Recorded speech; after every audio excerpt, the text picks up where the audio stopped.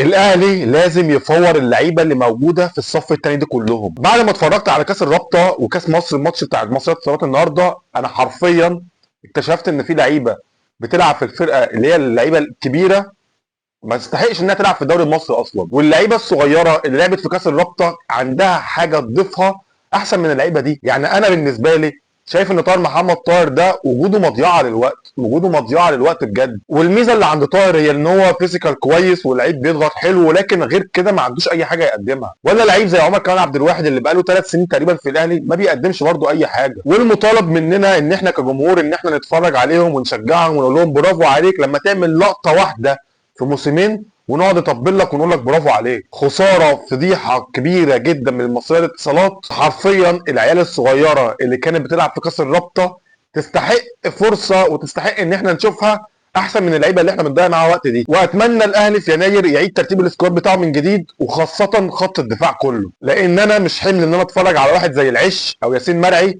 ومفيش حد في قلب الدفاع عدل غير ياسر ابراهيم. فبتمنى الاهلي يعيد ترتيب خط الدفاع بتاعه، لان اللي بيحصل ده